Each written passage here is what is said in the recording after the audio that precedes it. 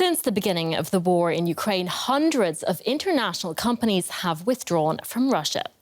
A substantial number remain, however, and according to a new study co-authored by the Kyiv School of Economics and the civil society umbrella group Before Ukraine, last year foreign businesses operating there raked in over $14 billion in profits. Now, a good portion of that, some $3.5 billion, went into Moscow's coffers as taxes. Now, American firms accounted for over $700 million of taxes paid, with German, Swiss and Japanese companies coming in behind. The most lucrative sectors included alcohol and tobacco, with companies like Philip Morris and Japan Tobacco International among the top earners. Consumer goods, represented by the likes of Proctor & Gamble and Pepsi, also did well, as did automobiles, with South Korea's Hyundai and several Chinese brands among the biggest moneymakers. That said, some of those companies have scaled back or suspended operations in Russia since.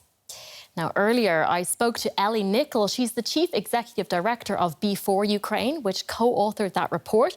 She's just back from Brussels, where she was presenting the study to European regulators.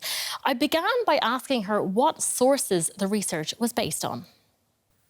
So, for this research, we worked with the Kyiv School of Economics, which has been tracking company divestment from Russia since the outbreak of war and Russia's invasion. They used companies' own reports, which were made in 2022 to the equivalent of Russia's Company House.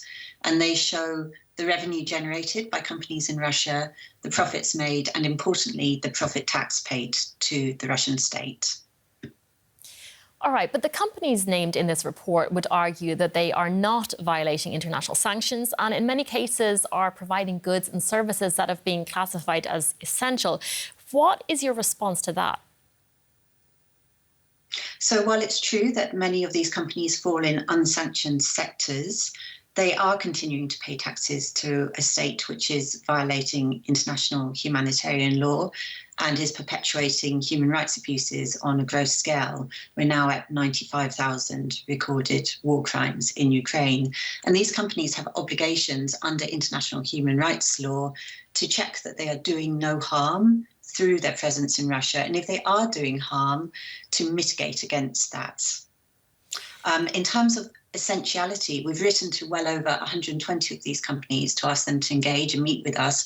Many of these companies do argue that the goods they're providing are essential, but when you dig a bit deeper into that, you find that large numbers of them are continuing to supply things like ice cream or cookies or aftershave or shampoo, which we believe is stretching the definition of essentiality too far.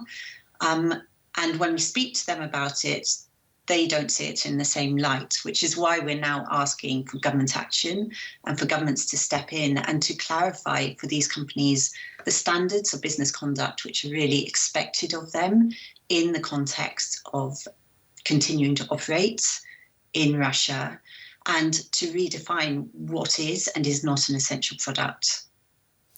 All right, I want to take a closer look at the numbers themselves. According to some estimates, Russia is spending up to $1 billion a day to fund this war. That's more than US companies paid in taxes for all of last year.